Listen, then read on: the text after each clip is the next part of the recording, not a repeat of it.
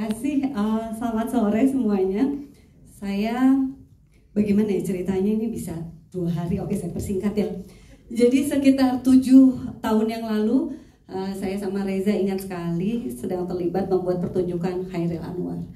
Reza baru pulang dari Indramayu dan dia menceritakan, "Teh, saya melihat sebuah realita yang luar biasa, cerita tentang bagaimana situasi di sana." Dan beliau bilang suatu saat mungkin jadi film ya. Kamu janji ya jadi sutradara? Iya gitu. Dan waktu itu sempat mencari penulis dan lain sebagainya. Dan terkuburlah cita-cita itu selama 7 tahun. Dan saya melihat Reza bagaimana punya integritas dan cinta matinya pada sinema. Sehingga 2 tahunan yang lalu saya mengingatkan lagi, jangan lupa cita-citanya kapan direalisasikan gitu. Dan itulah terjadi akhirnya. Tapi sebetulnya saya mau jadi associate producer atau tidak pun, dia sudah seperti adik saya gitu ya. Reza dan Arya dan ibu, kita menganggap kita punya keluarga sendiri gitu. Jadi saya pasti akan memotivasi dan saya bilang, Reza, kamu memang terlahir bukan hanya menjadi bintang, tapi kamu jadi sutradara gitu. Sehingga kemudian bisa terjadi film ini, ketemu Mbak Mel, dan akhirnya saya sebetulnya hanya mendukung saja di belakang yang bekerja keras banyak sekali gitu. Tapi ketika naskah terjadi, saya sempat agak baper juga sih saya sama Reza. Ceritanya bagus ya, ini dibikin Felix Nesi dan Reza Rahadian, ini kita main aja ya gitu. Saya sempat kesirep juga, untung saya insaf gitu ya. Cepat saya siuman, oh tidak, jangan ya, saya jangan gitu. Secara usia sudah tidak cukup, tidak cocok kayaknya. Dan saya senang sekali Claresta yang mainkan luar biasa, dan Fedi juga. Untuk bukan saya sama Reza yang main nanti incest ya gitu bersaudara. Jadi saya akhirnya kita mengurungkan, dan saya berterima kasih sekali saya dapat kesempatan jadi Sartika. Reza, Gita, makasih untuk kesempatannya. Dan saya senang bagaimana memainkan Sartika. Dia Anissa. Kok Sartika tuh kan? Tuh, karena memang awalnya pengennya jadi Sartika. Lucu banget. Benar. Jadi anak saya siapa sih sebenarnya? Anissa, Bu. Istri pertama, Bu. Ibu kenapa mau jadi madu? Iya, saya istri pertama tapi semangatnya istri kedua. Oke, tapi servisnya katanya. Intinya ada, saya senang sekali akhirnya saya dapat kesempatan menjadi Anissa. Apapun itu, pokoknya saya harus terlibat di proses ini karena saya tahu mereka mengerjakan dengan sungguh-sungguh. Dan Anissa bagi saya adalah sebuah potret yang bisa memberikan sudut pandang yang berbeda bagaimana perempuan-perempuan dalam menjalani hidupnya, dan kita tidak bisa menghakimi siapapun karena tidak ada yang lebih baik selain orang itu sendiri yang menjalaninya. Itu True that. Baik, terima kasih Happy Salma. Tapi apa rasanya sih pertama kali mendapatkan nominasi untuk penulis naskah asli terbaik di FFI 2025 bersama dengan Felix Nesi ya, yang artinya secara kekuatan naskah dan cerita itu diakui secara kritis. Duh, pertanyaannya berat banget. Pertama saya mau terima kasih dulu buat rekan-rekan media yang saya tahu kondisi Jakarta di jam-jam ini pasti macet, tapi teman-teman media datang berkenan untuk hadir, antusias untuk bisa menyaksikan film Paku. Jadi terima kasih sekali lagi untuk rekan-rekan media semua. Kalau soal tadi apa rasanya, semuanya masih sangat surreal ya. Saya masih berusaha memproses semua perasaan-perasaan ini karena bagi saya ini perjalanan awal. Tentu akan banyak proses belajar, akan ada jatuh bangun, akan ada proses untuk bisa melihat dari berbagai macam perspektif. Tapi rasanya di karya debut, di karya perdana ini, Felix sebagai seorang penulis skenario, saya yang ikut terlibat, dan kami semua berusaha memberikan apa yang terbaik yang kami mampu, dan mudah-mudahan karya ini juga bisa beresonansi kepada penontonnya sesuai dengan bagaimana hati kami mengerjakan proyek ini. Itu sih. Aku pengen lihat foto-foto behind the scenes deh. Gimana? Apanya gimana? Foto-foto di behind the scenes bisa dilihat di mana? Oh, akan ada. Aduh. Kita akan rilis segera. Sama ada rilis proses audisinya Claresta. Wah, keren. Nanti ya. Mas Reza, pengalaman dari 38 tahun seorang Reza Radian menjadi seorang anak dari ibu yang single parent, dan 20 tahun berkarir sebagai aktor itu sepertinya ditumpahkan semuanya ke film debut penyutradaraan ini yang terasa sangat hangat, tulus, real. Dari Reza sendiri, film ini apa message yang ingin disampaikan kepada penonton? Waduh, pertama karena saya melihat betul bagaimana perjuangan seorang ibu gitu ya, sebagai seorang perempuan menjadi ibu rumah tangga itu kan satu pekerjaan yang sulit ya. Apalagi menjadi ibu rumah tangga dan bekerja sendiri ya. Jadi proses bertumbuh, proses dibesarkan oleh orang tua tunggal itu memberikan saya banyak perspektif tentang kehidupan, wisdom tentang kehidupan yang sedikit banyak saya nggak bisa pungkiri saya dapat dari ibu saya. Maka film ini merupakan buah pemikiran tentang bagaimana mudah-mudahan ini bisa menjadi surat cinta yang indah untuk para perempuan yang hari ini sedang berjuang, berjibaku untuk memenuhi kebutuhan hidup, baik hidupnya maupun keluarganya, dan khususnya pada para ibu di luar sana. Itu sih. Thank you. Dan ini satu-satunya loh teman-teman film yang di-approve Nadine Amizah untuk menggunakan lagunya Rayuan Perempuan Gila sebagai original soundtrack. Ini mungkin boleh diceritakan nih Res, bagaimana akhirnya bisa mendapatkan lagu ini dan relevansinya lagu ini dengan karakter Sartika ya sampai dipilih ya. Iya, sebenarnya lagu ini pertama kali yang mendengarkan itu produser saya Arya Ibrahim.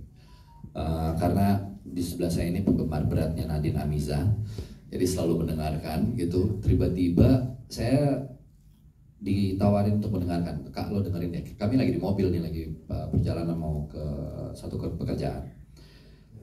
Lagu itu yang pertama kali muncul di kepala saya itu adalah wajah ibu saya, karena menurut saya dia cukup gila untuk menjadi seorang perempuan yang hebat gitu dengan segala perjuangannya.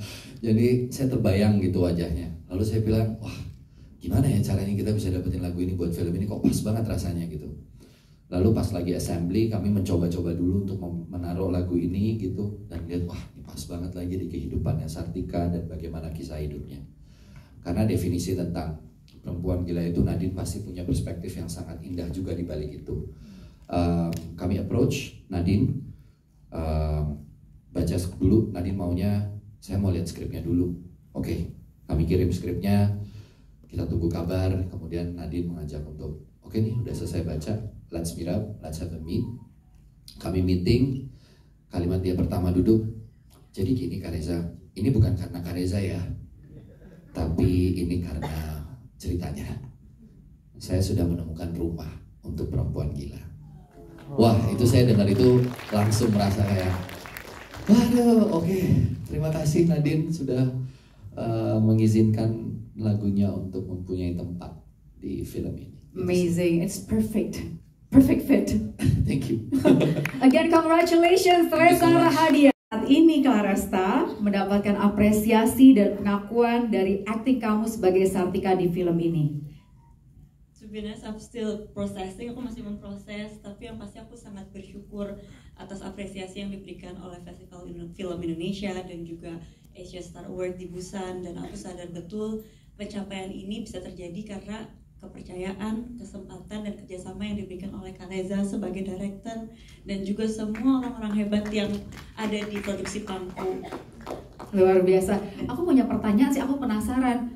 Kamu sengaja sunbathing nggak sih waktu itu sebelum syuting? You did, right? Iya, jadi emang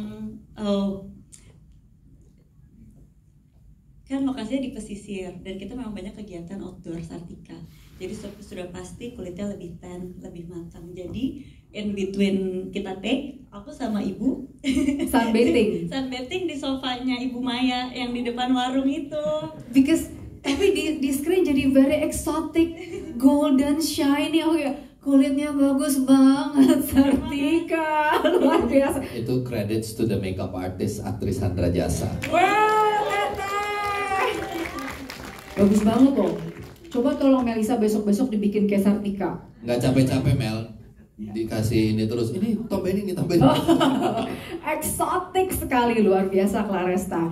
Nah, pertanyaan terakhir buat Claresta, buat kamu, Sartika itu mewakili siapa? Kalau Sartika ini kan di-capture sebagai seorang perempuan pejuang, seorang ibu yang berusaha untuk memiliki kehidupan yang lebih baik. Tidak lain tidak bukan untuk orang tersayang yaitu anaknya. Jadi menurut aku Sartika ini mewakilkan ibu, perempuan, dan bukan hanya ibu atau perempuan yang sedang berjuang untuk hidupnya, tapi untuk semua pejuang yang ada di Indonesia dan seluruh dunia yang masih memperjuangkan hidupnya untuk hidup lebih baik. Jadi menurut aku Sartika itu ya kita. Thank you Claressa. I wish you good. Ini kan ibu nih.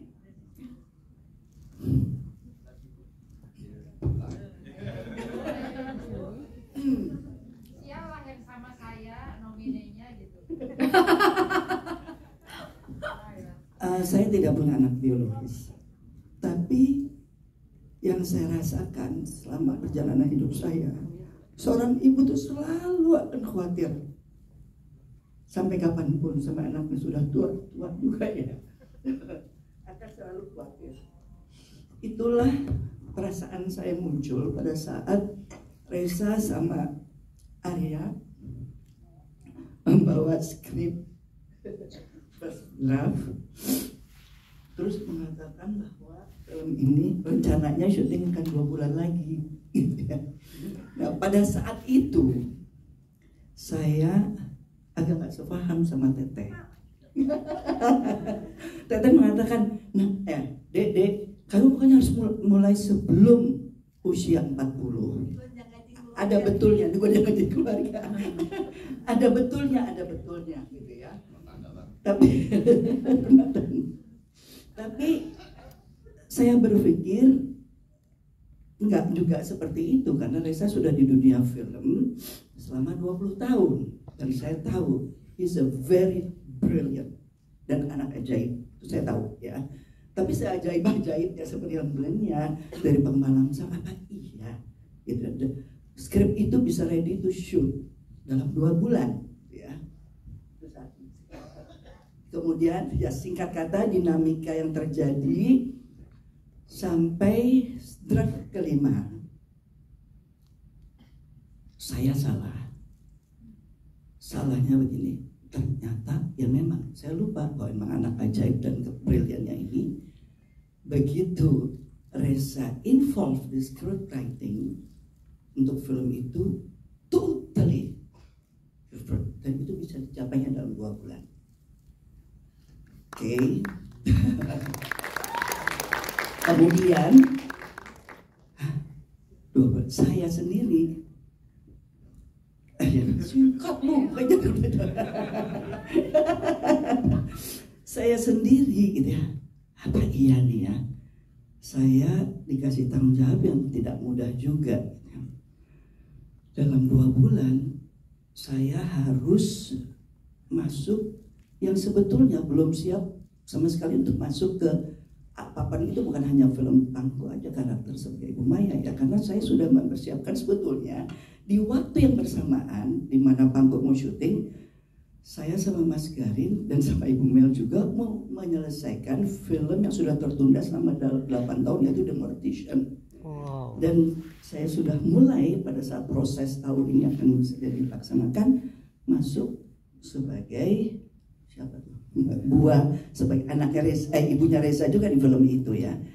Dan completely different kan. Wah, saya bayar udah. Artinya saya tidak mungkin tidak membantu anak-anak saya semua yang di sini. Seorang ibu sampai kapanpun seperti yang juga dalam cerita pasti akan harus dan wajib mengorbankan untuk masa depan anak-anaknya. Itulah yang menjadi dasar saya ya. Nah, proses dinamika ini kita untungnya, dan Reza itu ya Allah perfectionist. Oke. Kalau seorang Teguh Karya, ini ada miripnya, barang lebih lagi dari Teguh Karya gilanya. Dulu ya Teguh Karya sebagai sutradara yang pertama kali mendirect saya gitu ya, sampai dia tahu bahwa saya tidak tahu apa-apa mengenai dunia film, mengenai acting. Kalau saya mau berdiri dari bangku tuh sampai badannya Teguh Karya tuh kasih contoh sama saya. Wajar. dengan beberapa alasan.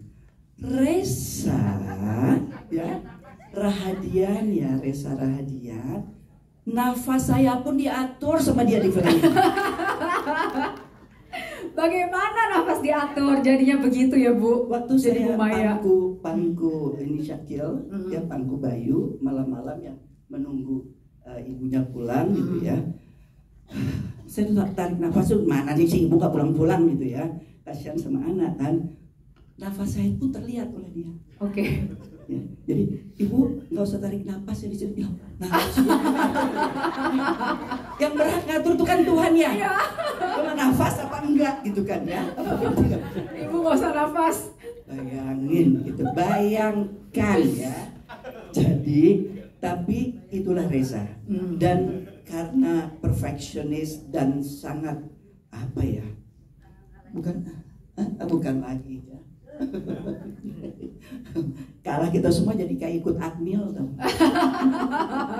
Tapi kan hasilnya luar biasa ya Bu. Karena itulah yang paling sengsara pasti Sartika. Tapi untung mentalnya mental atlet, ya. Jadi luar biasa. Saya yang panik kalau lagi di direct, gitu ya. Semua tegang ya. Ya semua itu tidak sia-sia, ada Ya. hasilnya. Apapun namanya, ya harus bersyukur. Belum tentu kamu 10 tahun sekali dapat sutradara kayak yang Baik. Boleh cerita bagaimana kamu memandang perjuangan dari kelompok yang secara ekonomi dalam film ini kan sangat rentan ya. Namun mereka masih bisa menemukan keindahan hidup dan cinta yang bisa kita nikmati. What do you think of that? Berat banget pertanyaannya, boleh diulang? Ini yang buat Bubu loh. Bubu. Bubu yang bikin. Boleh tolong ulang sekali lagi? Bagaimana kamu memandang perjuangan dari kelompok yang secara ekonomi rentan di film ini, tapi masih bisa menemukan keindahan hidup dan cinta? Oke. Assalamualaikum warahmatullahi wabarakatuh. Selamat sore teman-teman media, terima kasih sudah datang. Saya melihat karakter itu saya pecah 3, kebutuhan fisik, kebutuhan emosional, dan kebutuhan spiritual. Sayangnya karakter-karakter yang ada di film Pangku ini yang ingin kami representasikan sejujur mungkin, kebutuhan fisik aja mereka kesusahan. Tidak ada pilihan, mau nggak mau apa yang ada dikerjakan supaya hanya untuk bertahan hidup. Tapi ternyata kebutuhan emosional itu udah jadi human design dari semenjak manusia lahir. Makanya sekuat-kuatnya Hadi, dia kesepian juga gitu. Dan ketika melihat ada sosok yang sepertinya bisa memenuhi kebutuhan emosionalnya, makanya sulit untuk ditahan. Karena ini baru kebutuhan emosional. Mungkin kita sepakat apa yang dilakukan Hadi itu tidak bisa dibenarkan. Tapi itulah, dari kebutuhan fisik, kebutuhan emosional, kebutuhan spiritual untuk dia punya self control untuk menahan, tentu sulit kita berharap gitu kan. Tapi selagi ada kesempatan untuk bisa memenuhi satu-satu kebutuhan itu, kebutuhan fisik bisa, ada chance untuk kebutuhan emosional itu yang dikejar. Baik, laki-laki ya pinter ngomong ya. Hah? Dan sekarang sebagai ketua geng supir Pantura, bagaimana Anda menanggapi kelangkaan bensin? Gak usah dijawab. Di Indonesia saat ini ya. Thank you. Selamat sore teman-teman media, terima kasih sudah datang. Saya rasa dari awal saya baca skripnya, saya udah ngerasa saya punya cheat code tersendiri gitu. Karena ibu saya juga orang Indramayu.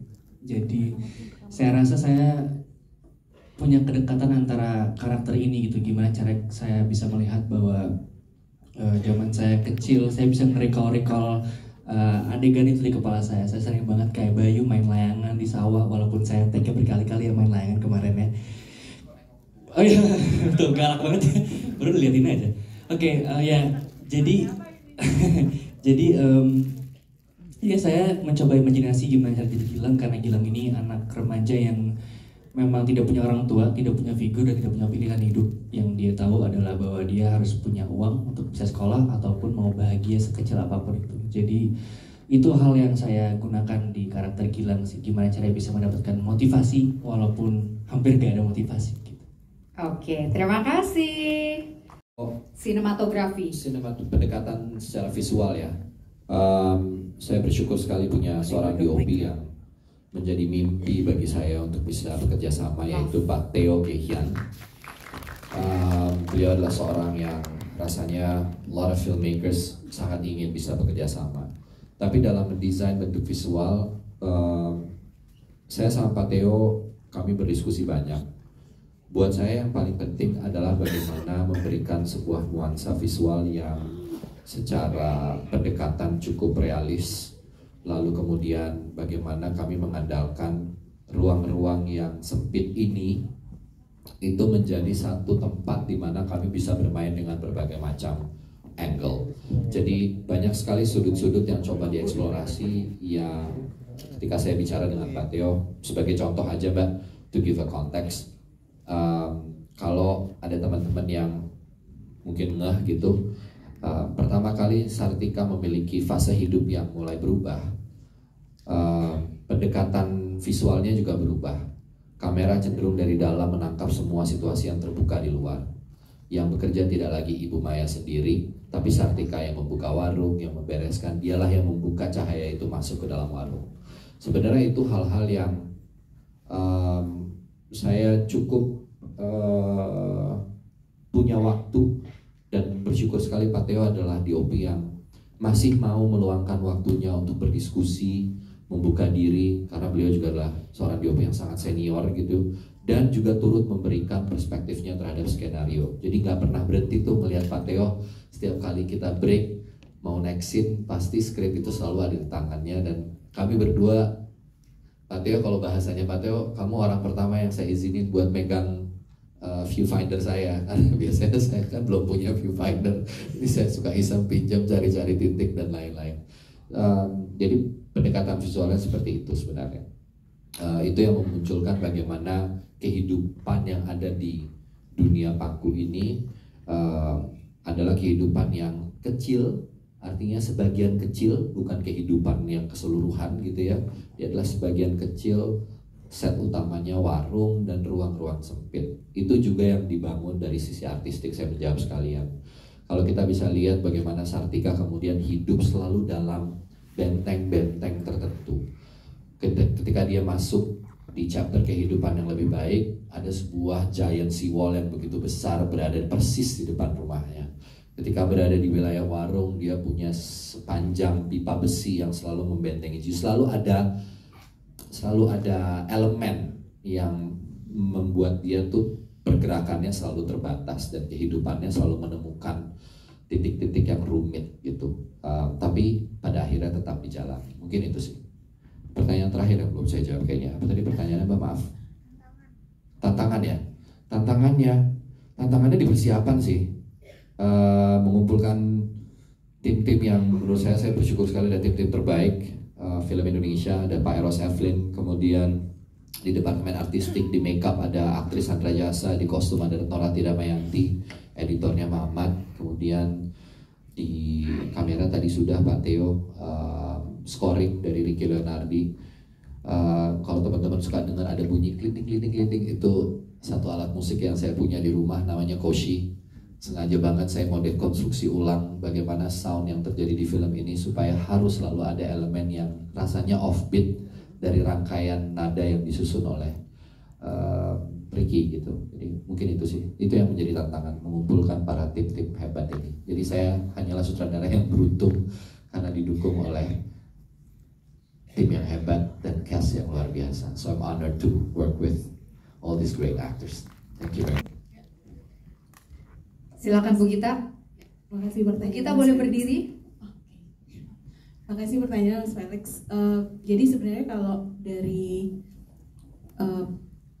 background ceritanya sendiri, kita udah agak rumit untuk menjadikan ini di bawah 17 tahun ya, karena memang ruang hidupnya Sartika pun ruang sosial budayanya memang sudah di area yang 17 plus gitu ya Mas Felix. Cuman yang kami juga coba untuk lakukan di film ini ya, we're just try to be honest with the storytelling dan apa yang ingin Reza sampaikan juga gitu. Jadi pertimbangan untuk membuat ini menjadi lebih accessible untuk anak-anak sebenarnya juga at this time bukan jadi priority ya Mas, karena gimana pun kita mencoba untuk jujur dengan apa yang ingin kita tuangkan di dalam film ini.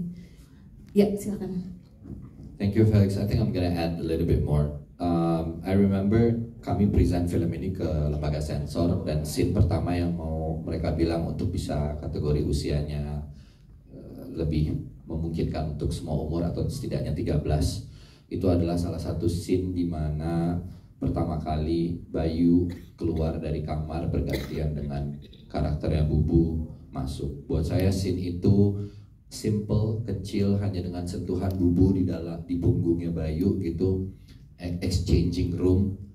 Wah, saya kayaknya belum siap kalau scene itu harus saya relakan di take out for the sake of the censorship gitu. Jadi buat saya that's little scene speaks a lot gitu, how ironic their life. There is a kid and a mother exchanging room for another purpose. Buat saya it's really big because I've seen it, and itu datang sebenarnya dari seseorang yang kami wawancarai. Mungkin itu pertimbangannya sih. Thank you. We're just trying to stay very honest with the whole concept. Terima kasih.